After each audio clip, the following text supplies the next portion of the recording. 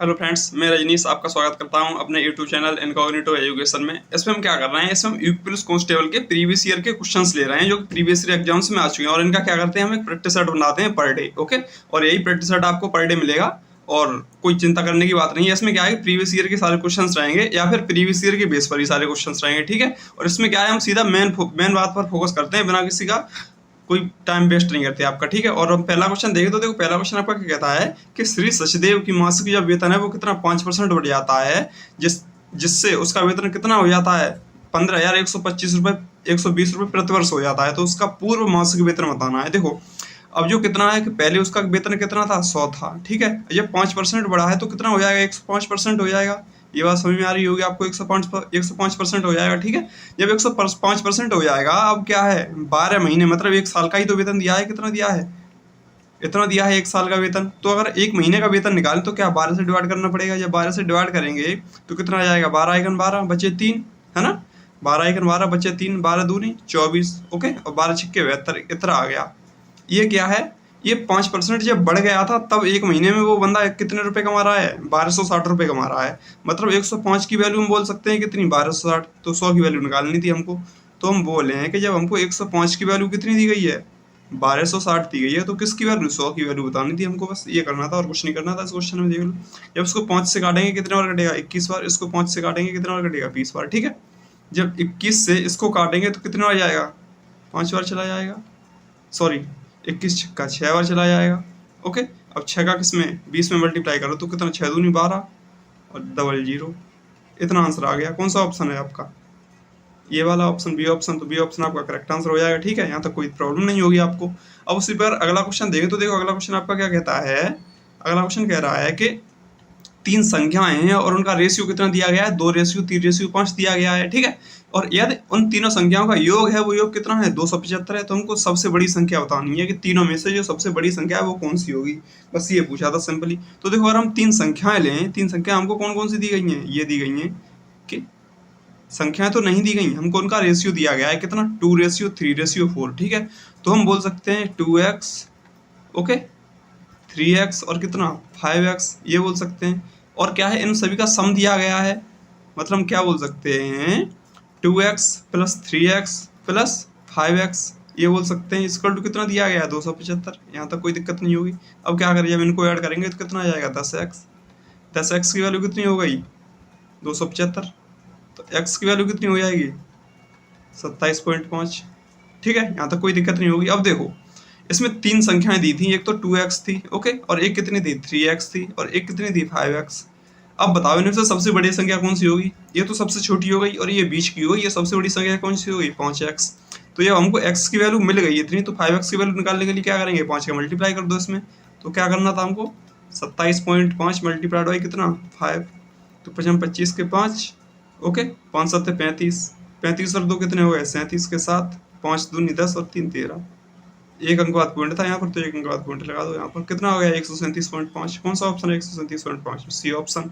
तो आपका C option correct answer हो जाएगा इस क्वेश्चन के लिए। ठीक है, अब एक और क्वेश्चन है मेरे पास आपके लिए। जब अगला क्वेश्चन देखोगे आप, तो देखो पहले तो आप क्या कीजिए कि वीडियो पॉज करके थोड़ा 10-15 सेकंड आप इस क्वेश्चन को खुद ही ट्राई किया कीजिए। ठीक है, जब आपसे क्वेश्चन खुद ना हो तो उसके बाद में आप आगे वीडियो देख सकते हैं। ठीक है, अब जैसे अगला क्वेश्चन है, तो इसमें क्या कह रहा है कि ये क्वेश्चन दिखाई दे रहा है ना, ये वाला जो ब्लैंक प्लेस है, हमको इस प्लेस पर बताना है क्या आएगा। तो पहले अगर एक बार हम इस संख्या पूरी सीरीज को लिखें तो कितना लिखा गया है, 56, फिर कितना है 42, फिर कितना है 30, उसके बाद कितना है 20। ओके, अब अगली प्लेस पर बताना है, अगली प्लेस पर क्या होगा। सबसे बाद में कितना दिया गया है, 6 दिया गया है।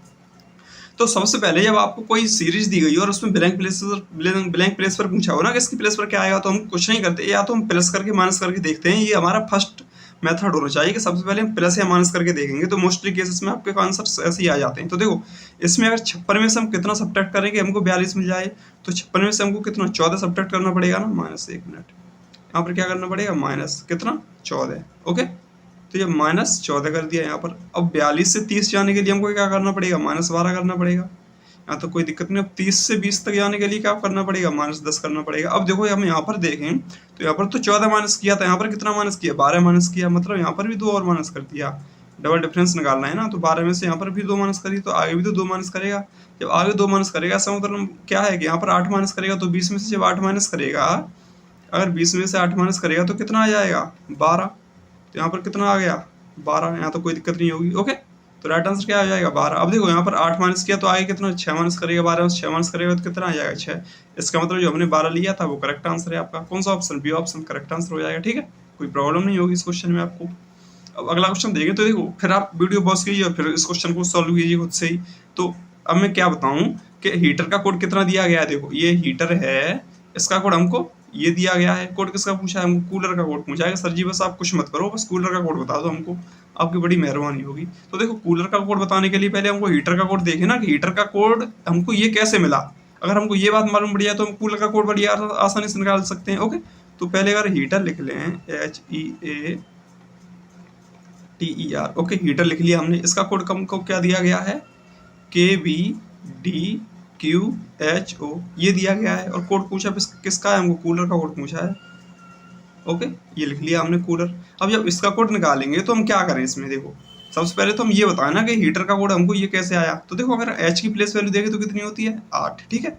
और अगर वहीं हम K की प्लेस वैल्यू देखें तो कितनी होती है 11। सबसे पहले हम सभी की प्लेस वैल्यू लिख लेते हैं। प्लेस वैल्यू लिखने से आपका क्वेश्चन बहुत ही ईजी हो जाएगा। देखो अब E की प्लेस वैल्यू देखें तो कितनी होती है 5, A की प्लेस वैल्यू 1, T की प्लेस वैल्यू कितनी होती है 20, E की 5 और R की कितनी होती है 18। ठीक है, लिख लिया। B की प्लेस वैल्यू 2 होती है, D की 4 होती है, Q की कितनी होती है 17, H की कितनी होती है 18, O की कितनी होती है 15। सभी की प्लेस वैल्यू लिख ली हमने। अब देखो यहाँ पर क्या किया है, पहले में देखें तो 8 से कितना 11 आ गया, मतलब 3 प्लस किया है। और यहाँ पर देखिए 5 से 2 मतलब 3 माइनस कर दिया। फिर देखो 1 से 4 3 प्लस कर दिया। और यहाँ पर 20 से 17 3 माइनस कर दिया और फिर से 3 प्लस और फिर 3 माइनस। मतलब एक बार क्या कर रहा है 3 प्लस कर रहा है, एक बार क्या कर रहा है 3 माइनस कर रहा है, बस यही कर रहा है ना। तो पहले केस में क्या है 3 प्लस किया है, तो सी में जब सी की प्लेस वैल्यू कितनी होती है 3, 3 में जब 3 ऐड करेंगे तो कितना आ जाएगा 6। और 6 किसकी प्लेस वैल्यू होती है एफ की, मतलब एफ से तो अपनी स्टार्टिंग होनी ही एयर कंडीशन में, यहाँ तो कोई दिक्कत नहीं होगी। जब एफ से स्टार्टिंग होगी तो हम बोल सकते हैं कि बी ऑप्शन तो आपका एलिमिनेट हो गया, क्योंकि ये ए से स्टार्टिंग था, ये ऑप्शन आपका एलिमिनेट हो गया, कोई दिक्कत नहीं है। अब देखो दूसरे में क्या कर रहा था, 5 से कितना 2 आया था, मतलब 3 कम किया था ना, यहाँ पर कितना 3 कम किया था। जब 3 कम किया था तो यहाँ पर भी तो 3 कम करेगा, मतलब ओ की प्लेस वैल्यू देंगे तो कितनी होती है 15। 15 में से जब हम 3 घटाएंगे तो यहाँ पर क्या आएगा, जिसकी प्लेस वैल्यू क्या होती होगी 12। 12 किसकी प्लेस वैल्यू होती है एल की, तो सेकंड प्लेस पर क्या आएगा एल आएगा। तो इसमें एफ दिया था, ये ऑप्शन एलिमिनेट हो गया, 2 ऑप्शन आपके एलिमिनेट हो गए। ठीक है, अब हम थर्ड में देखें तो इसमें क्या करेगा 3 प्लस करेगा ना, मतलब 15 में 3 प्लस करेगा। जब 15 में 3 प्लस करेगा तो यहाँ पर क्या आएगा 18, और 18 किसकी प्लेस वैल्यू होती है आर की। कोई दिक्कत नहीं होगी। तो थर्ड प्लेस पर क्या आएगा अपना आर। इसमें देखिए थर्ड प्लेस पर क्या दे दिया था आई दे दिया था, तो इसलिए ये वाला भी ऑप्शन एलिमिनेट हो जाएगा। राइट आंसर क्या हो जाएगा आपका फर्स्ट ऑप्शन करेक्ट आंसर हो जाएगा। ठीक है, यहाँ तक भी कोई दिक्कत नहीं होगी। बस आप प्लेस वैल्यू याद कर लो, तो ऐसे क्वेश्चंस तो आप within 15 to max 20 seconds में ये वाला क्वेश्चन कर लोगे आराम से, अगर आपको प्लेस वैल्यू याद होंगी इसकी तो।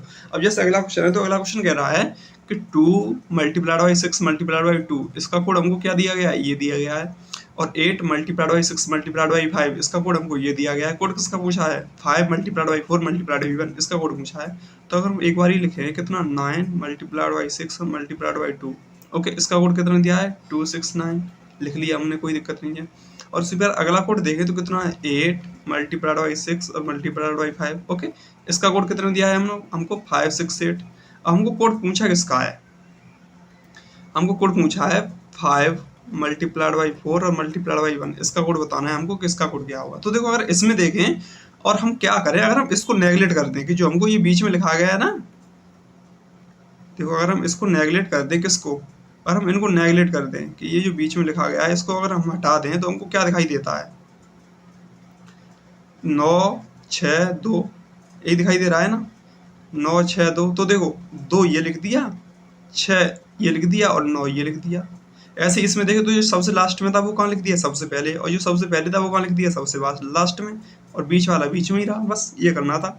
तो क्या करें इसमें से भी हम ये हटा दे रहे हैं बीच वाले, जब ये हटा देंगे तो जो सबसे पहले है जो सबसे लास्ट में वो सबसे पहले, मतलब सबसे पहले क्या आ जाएगा 1, और जो सबसे पहले वो सबसे लास्ट में मतलब क्या 5 और 4, 145 इसका आंसर आ जाएगा। कौन सा ऑप्शन है 145, ए ऑप्शन ही मिल जाता है आपको 145।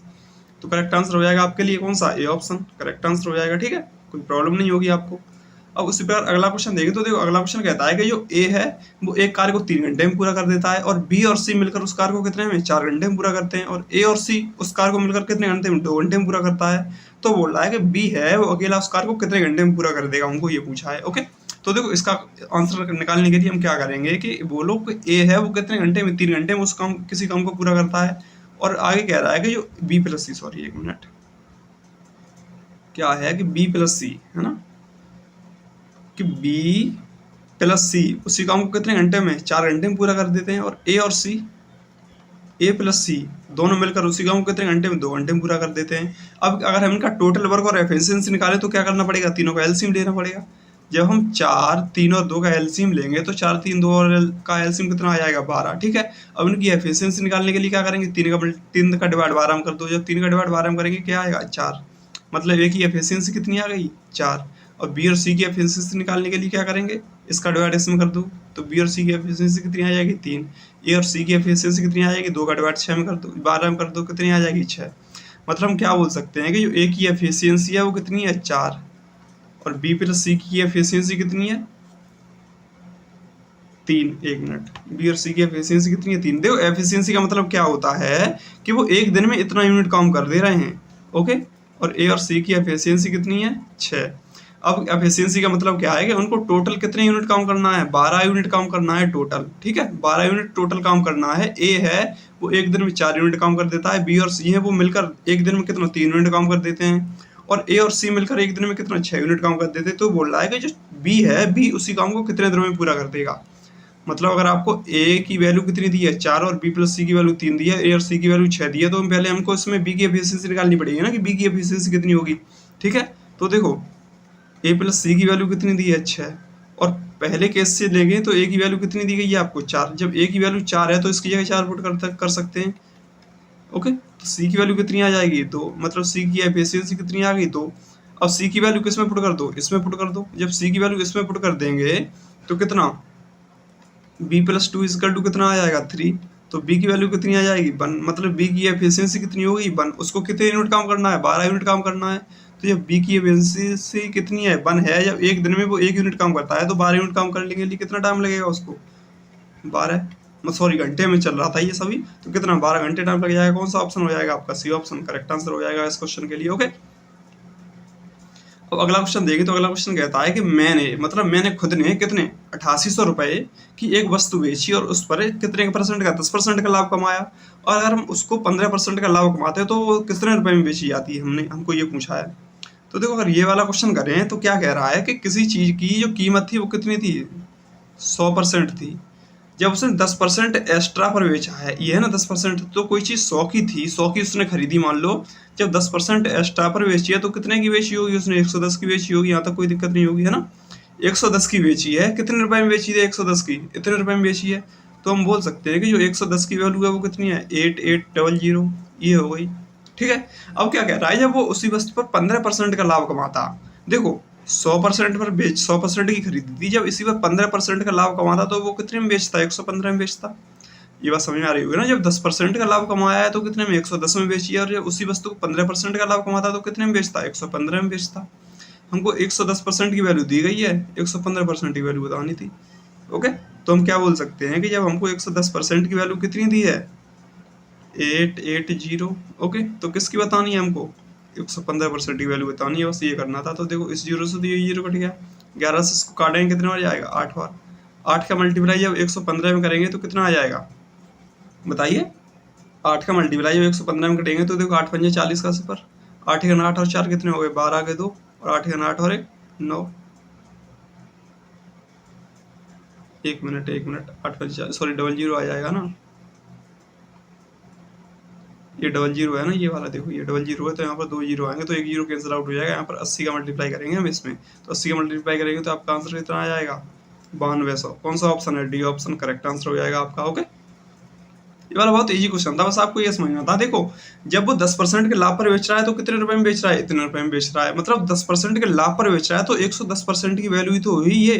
अब 15% लाभ पर बेचेगा तो कितने, 100%, 15% की वैल्यू, तो जब 110% की वैल्यू ये है तो 115% की वैल्यू निकालनी थी हमको, कितनी आ जाएगी, 9200। अगला क्वेश्चन देखें तो कहता है कि पहले 15 प्राकृतिक संख्याओं का औसत बताना है हमको। 15 प्राकृतिक संख्याओं का औसत क्या होगा। ठीक है, तो देखो एवरेज निकालने के लिए हमको क्या करना पड़ेगा, सबसे पहले तो मान लीजिए अगर हम ए बी सी डी इन चारों संख्याओं का एवरेज निकालें, तो एवरेज निकालने के लिए सबसे पहले हम क्या करते हैं, पहले तो सभी का सम करते हैं ना। मतलब क्या करेंगे, A plus B plus C plus D ये करेंगे। ओके, इनका जो सम आ जाएगा उसका डिवाइडेड बाई जितनी संख्या है उसका डिवाइड कर देते हैं। 1 2 3 4 संख्याएं, तो 4 से डिवाइड कर दो, मतलब जितना सम आता है उसका डिवाइडेड बाई जितनी संख्याएं होती हैं उससे करना पड़ता है। ओके, यहाँ तो कोई दिक्कत नहीं होगी। जब ये बात आपको समझ में आ जाए कि किसी का एवरेज निकालने के लिए हमको क्या करना पड़ता है, उनका सम निकाल के जितनी संख्याएं होती हैं उससे डिवाइड कर देते हैं हम। तो संख्या अपनी कितनी है 15। और देखो प्राकृतिक संख्याओं का सम निकालने के लिए हम क्या करते हैं, सबसे सिंपल ट्रिक होती है, जैसे अगर आपको 1 से 5 तक की प्राकृतिक संख्याओं का सम निकालना है तो हम जो सबसे लास्ट वाली संख्या होती है उसको हम मान लेते हैं n, मतलब n इज इक्वल टू क्या ले लें 5 ले लें। तो 1 से 5 तक की संख्याओं का सम निकालने के लिए क्या होगा, formula n plus 1 divided by 2 ये हो जाएगा। तो कितना 5 मल्टीप्लाइड बाई 6 डिवाइडेड बाई 2, इसको कर देंगे 3 और 5 15। 1 से 5 तक की संख्याओं का एवरेज कितना आ गया, सॉरी जो सम है वो कितना आ गया 15। ऐसे अगर 1 से 10 तक की संख्याओं का सम निकालें तो कितना n की वैल्यू कितनी हो जाएगी 10। जब n की वैल्यू 10 हो जाएगी तो इसमें हम लगाएंगे कि n प्लस 1 में लगाएंगे तो देखो 10 इंटू 11/2। ओके, कितना आ जाएगा 5 बार, इन दोनों का मल्टीप्लाई करेंगे कितना आ जाएगा 55। 1 से 10 तक की संख्याओं का एवरेज कितना आ गया 55, सॉरी वो सम कितना आ गया 55। ये बात समझ में आ गई होगी आपको। अब क्या है, 1 से 15 तक की प्राकृतिक संख्याओं का पूछा है ना, तो 1 से 15 तक की प्राकृतिक संख्याओं का एवरेज वो सम निकालने के लिए हमको क्या करना पड़ेगा, n प्लस 1, मतलब n की वैल्यू कितनी आ जाएगी 15 प्लस 1 मतलब कितना आ जाएगा n plus 1 16 divided by 2। Okay, इसको करेंगे कितने बार जाएगा 8 बार, तो कितना आ गया 8 120 ये आ गया। ये कितना सम आ गया ना, 1 से 15 तक की प्राकृतिक संख्याओं का सम आ गया 120। अब जब उनका हम एवरेज निकालेंगे, औसत निकालेंगे, तो कितनी संख्या है 15 से डिवाइड करना पड़ेगा। तो हम 120 को जब 15 से डिवाइड करेंगे कितना आ जाएगा 8। तो 1 से 15 तक की प्राकृतिक संख्याओं का एवरेज कितना आ गया 8। कौन सा ऑप्शन है, सी ऑप्शन करेक्ट आंसर आ जाएगा। ठीक है, कोई दिक्कत नहीं होगी आपको। और इसका अगर हम एक और शॉर्ट ट्रिक मेथड देखें तो देखो शॉर्ट ट्रिक मेथड क्या है, इसका अगर हम शॉर्ट ट्रिक देखें तो देखो आपको ये चीज ध्यान रखनी चाहिए, जैसे 1 2 3 4 5 6 ओके और 7, इनका अगर हमको एवरेज निकालना हो तो इनका एवरेज निकालने के लिए क्या करेंगे। देखो सबसे शॉर्ट ट्रिक होती है कि अगर आपको कुछ संख्याएं ऐसी दी हैं जिनका जो डिफरेंस है वो सेम है, जैसे दोनों का डिफरेंस देंगे तो 1 है, इसका डिफरेंस 1 है, इन दोनों का डिफरेंस 1 है, इन दोनों का डिफरेंस 1 है, इन दोनों का डिफरेंस 1 है, इन दोनों का भी डिफरेंस 1 है, मतलब जो संख्याएं हैं इन सभी का डिफरेंस कितना है इक्वल है।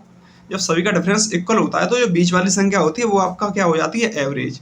इसमें देखें तो बीच वाली संख्या कौन सी है 3, ये हटा दो 3 ये हटा दो, बीच वाली संख्या कौन सी बची 4। तो 1 से 7 तक की संख्याओं का एवरेज कितना हो जाएगा 4। ओके, ऐसे इसमें देखें तो 1 से 15 तक की संख्याएं थी, तो 1 से 15 तक की संख्या लिखेंगे 3 4 5 6 7 8 9 10 11 12 13 14 15। 1 से 15 तक की संख्या लिख ली हमने। ठीक है, अब क्या करें हम एक एक काटते जाओ, तो देखो इधर से एक काटी तो इधर से भी एक काट दो, बीच वाली संख्या लानी है ना हमको, इधर से एक काटी इधर से भी एक काट दो, ये काटी इधर से भी एक काट दो, इधर से एक काटी तो इधर से भी एक काट दो, इधर से काटी इधर से भी काट दो, इधर से काटी इधर से काटी तो इधर से भी काट दो।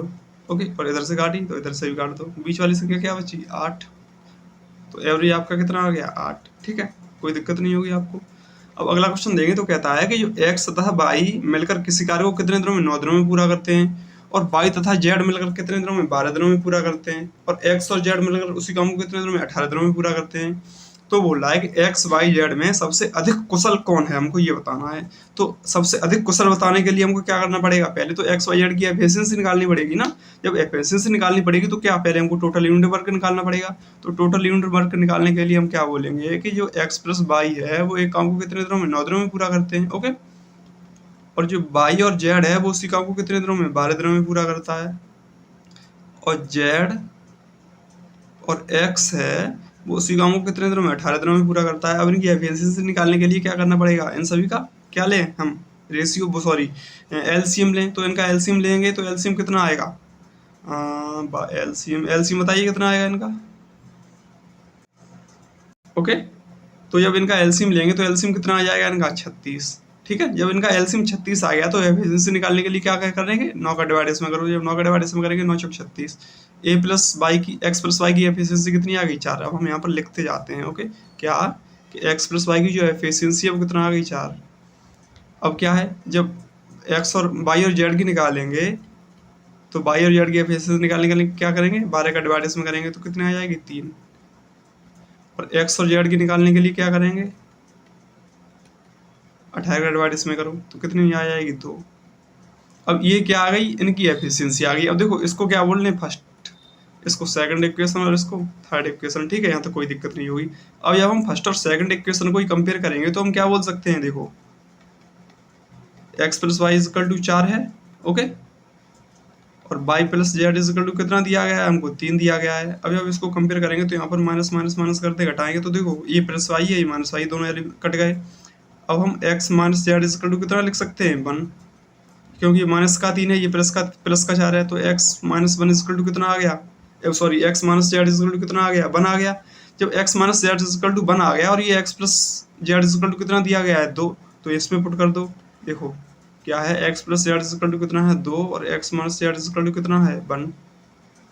ये बात समझ में आ रही होगी, ओके। अब देखो ये जेड से जेड कट गया, ओके, और 2x की वैल्यू कितनी आ गई, 3, तो x की वैल्यू कितनी आ जाएगी, 1.5। मतलब जो x है वो 1.5 यूनिट काम कर देगा, कितने दिन में, एक दिन में। जब x की वैल्यू 1.5 आ गई तो इसमें जब पुट करेंगे, ओके, जब इसमें हम पुट करेंगे तो z की वैल्यू कितनी आ जाएगी, x की वैल्यू कितनी आ गई तो z की वैल्यू कितनी आ जाएगी, 0.5, ओके। जब z की वैल्यू 0.5 आ गई और x की वैल्यू कितनी है, इतनी, कितनी 1.5, तो y की वैल्यू कितनी आ जाएगी। अब देखो x plus y equal to कितना दिया गया था, 4, जब इसकी जगह हम 1.5 पुट कर देंगे तो y की वैल्यू कितनी आ जाएगी, 2.5, ठीक है, समझ में आ रहा है, जब y की वैल्यू 2.5 आ जाएगी। अब देखो यहाँ पर आपको समझ में आ गया हो ना कि जो x की एफिशिएंसी है 1.5 है, y की जेड की एफिशिएंसी कितनी है, 0.5, y की एफिशिएंसी कितनी है, 2.5, तो सबसे ज्यादा यही तो काम कर रहा है भाई, तो y की कुशलता सबसे ज्यादा हो जाएगी। राइट आंसर कौन सा हो जाएगा आपका, बी ऑप्शन करेक्ट आंसर हो जाएगा। ये थोड़ा लेंथी क्वेश्चन था बट और कुछ नहीं है, ओके। अब अगला क्वेश्चन देखें तो कहता है कि क्रमशः 3 सेंटीमीटर, 4 सेंटीमीटर और 5 सेंटीमीटर त्रिज्या वाली 3 छोटी छोटी गोलियां हैं, छोटी छोटी गोलियां हैं, गोला हैं, ठीक है। अब क्या है कि इनको पिघलाकर एक बड़ा गोला बनाया जाता है, तो बड़े गोले का व्यास बताना है हमको कि बड़े गोले का व्यास क्या होगा। तो पहले क्या करें, छोटे छोटे गोलों का हम वॉल्यूम निकाल लेंगे। तो छोटे गोले का वॉल्यूम निकालने के लिए फॉर्मूला क्या होता है, 4/3 पाई आर क्यूब, ओके। तो 4/3 पाई आर क्यूब, तो पहले R1 ले लें, फिर 4/3 पाई R2 क्यूब, ओके। 3 गोलियां हैं ना, 4/3 पाई R3 क्यूब, ये ले लिया। अब हम क्या करें, 4/3 4/3 4/3 सभी में दिखाई दे रहा है, तो 4/3 कॉमन ले सकते हैं हम, ओके। 4/3 पाई कॉमन लेंगे तो R1 का क्यूब मतलब 3 का क्यूब, 3 का क्यूब कितना हो जाएगा 27, प्लस 4 का क्यूब कितना हो जाएगा 64, 5 का क्यूब कितना हो जाएगा 125, लिख लिया हमने सभी को, ठीक है। अब जब इन सभी को ऐड करेंगे तो कितना, 4/3 पाई, ये कितना आ जाएगा 216, ओके, आ गया 216। अब ये 216 क्या होता है, 216 किसका क्यूब होता है बताइए, 216 6 का क्यूब होता है, तो इसकी जगह क्या लिख सकते हैं हम, 6 लिख सकते हैं, मतलब 4/3 पाई और 6 का क्यूब। जब हम इसको लिख सकते हैं तो ये क्या हो गया, ये उस संख्या का वॉल्यूम, ये उसका वॉल्यूम हो गया ना जिसकी जो रेडियस होगी कितनी होगी, 6 सेंटीमीटर होगी। उसी गोले का तो वॉल्यूम हो गया कि जिसकी रेडियस 6 होगी, 4/3 पाई आर क्यूब, आर की वैल्यू कितनी आ गई 6। हमको क्या पूछा था, गोले का व्यास पूछा था, तो व्यास क्या है, दोगुना हो जाता है रेडियस का, तो व्यास रेडियस का दोगुना हो जाएगा, मतलब कितना 12 सेंटीमीटर। कौन सा ऑप्शन, डी ऑप्शन आपका करेक्ट आंसर हो जाएगा, ठीक है। देख लो ये भी कितना इजी क्वेश्चन था, बट आप क्या है कि अगर सभी की कैलकुलेशन अलग अलग करते हैं, उसके बाद में ऐड करने के बाद में फिर इक्वल टू उसके ये रखते तो ज़्यादा लेंथी हो जाता। बस हमने शॉर्ट ट्रिक से किया है, तो देखो कितनी जल्दी हो गया आपका क्वेश्चन ये वाला, ओके। अब अगला क्वेश्चन कहता है कि 2 अलग अलग संख्याएं हैं जिनका एलसीएम कितना है 30 है, तो इनमें से कौन सा उनका महत्तम समापवर्तक नहीं हो सकता, ये पूछा है हमको। तो महत्तम समापवर्तक नहीं हो सकता, एलसीएम का मतलब क्या होता है, दोनों संख्याओं का मल्टीप्लिकेशन, मोस्टली केसेस में यही तो होता है, दोनों संख्याओं का मल्टीप्लिकेशन। तो हम ये देखेंगे कि 30 संख्या जो है वो दिए गए ऑप्शन में से किससे डिवाइड नहीं हो रही है। देखो 15 दूनी 30 चला जाएगा, 6 पंजे 30 ये भी चला जाएगा, 10 तिया 30 ये भी चला जाएगा, 12 से 30 किसी कंडीशन में डिवाइड नहीं हो सकता, तो यही एलसीएम नहीं, एचसीएफ नहीं हो सकता। बाद बाकी 15 भी हो सकता है, 6 भी हो सकता है और 10 भी हो सकता है, यही वाला ऑप्शन आपका एचसीएफ नहीं हो सकता, कौन सा 12, तो बी ऑप्शन करेक्ट आंसर हो जाएगा आपके लिए, ओके। अब अगला क्वेश्चन देखें तो देखो अगला क्वेश्चन कहता है कि एक विक्रेता अपने ग्राहक को कितने 15% की छूट देता है, फिर भी 25% का लाभ, सॉरी एक जो विक्रेता है वो अपने ग्राहक को 25% की छूट देता है, फिर भी वह 25% का लाभ कमा लेता है।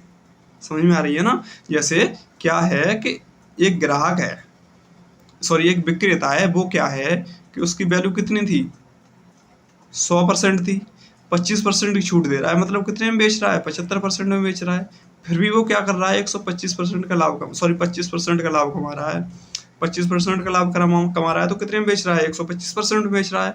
वो तो वस्तु का लागत विक्रेता कितना है, 1600 है, मतलब कितना, 75% की वैल्यू आपको कितनी दी गई है, 1600 दी गई है। तो क्या पूछा है, अंकित मूल्य, मतलब 125% की वैल्यू पूछी है कि 125% की वैल्यू क्या होगी, बस ये बताना था आपको। तो हम बोल सकते हैं ना कि जब 75% की वैल्यू आपको कितनी दी गई है, 1600, तो 125% की वैल्यू, इसको 25 से काटेंगे 3 बार, इसको 25 से काटेंगे कितने बार कटेगा, 5 बार। यहाँ तक कोई दिक्कत नहीं होगी आपको, ठीक है। अब क्या करें, इन दोनों का मल्टीप्लाई कर दो, तो 16 पंजे कितना होता है, 80 और डबल 0। ओके, जब 3 से डिवाइड करेंगे कितना हो जाएगा, 3 दूनी 6, 3 18, 3 18 और 3 18 .66 ये आ जाएगा। तो यहाँ पर क्या कर देंगे, 7 पुट कर देंगे राउंड कर करके, ये आंसर आ जाएगा। कौन सा ऑप्शन है, डी ऑप्शन। तो डी ऑप्शन आपका करेक्ट आंसर हो जाएगा कि उनका जो अंकित मूल्य होगा, जो मार्केट प्राइस होगा, वो कितना होगा, 2667, करेक्ट आंसर, ठीक है। अब अगला क्वेश्चन है, और ये शायद आपका लास्ट क्वेश्चन होगा शायद, या फिर इसके बाद एक क्वेश्चन और होगा। देखो अगला क्वेश्चन देखें तो क्या कहता है कि इसकी प्लेस पर बताना है, क्वेश्चन मार्क की प्लेस पर क्या आएगा। तो इसमें क्या है, कोई एक पैटर्न फॉलो हो रहा है, हमको नहीं पता कौन सा पैटर्न फॉलो हो रहा है, बस हम बताएंगे आपको। देखो कौन सा पैटर्न फॉलो होगा। सबसे पहले क्या करें, हम प्लेस वैल्यू से ही खेलते हैं। ओके, प्लेस वैल्यू से खेलेंगे तो देखो बी की प्लेस वैल्यू कितनी होती है, 2 पता होगा आपको। डी की प्लेस वैल्यू कितनी होती है, 4। ओके, एफ की प्लेस वैल्यू 6, एच की प्लेस वैल्यू कितनी होती है, 8। देखो 2 ऐड किया, 2 ऐड किया, 2 ऐड किया, तो आगे भी तो 2 ही जोड़ेगा। जब आगे 2 जोड़ेगा, यहाँ पर कितना आ जाएगा, 10। 10 किसकी प्लेस वैल्यू होती है, जे की। इसमें आई दिया था, इसमें भी आई दिया था, 2 ऑप्शन आपके एलिमिनेट। देखो 3 ऑप्शन एलिमिनेट हुए, इसमें भी आई दिया था, सिर्फ एक ही ऑप्शन बचा जो जे से स्टार्ट हो रहा था। तो आपका आंसर क्या हो जाएगा, सी ऑप्शन करेक्ट आंसर हो जाएगा। देख लो, हमने सिर्फ क्या किया, सिर्फ पहले की ही प्लेस वैल्यू देखी और पहले से ही, पहले अल्फाबेट से ही आपका आंसर आ गया। ऑप्शंस, इसीलिए तो मैं बोलता हूँ कि आप सभी क्वेश्चंस में ऑप्शन से एलिमिनेट किया कीजिए रीजनिंग वाले क्वेश्चंस में, तो मोस्टली केसेस में बहुत जल्दी आपके क्वेश्चंस हो जाएंगे सारे, ठीक है। अब अगला क्वेश्चन देखें तो देखो अगला क्वेश्चन कहता है कि राम की आयु श्याम की आयु से कितनी 100 अधिक है। यदि राम की औसत आयु, सॉरी राम और श्याम की औसत आयु कितनी है, 850 है, तो राम की आयु बतानी है कि राम की आयु कितनी होगी। ओके, तो हम क्या बोले कि राम की आयु है वो श्याम की आयु से कितनी है, 100 अधिक है।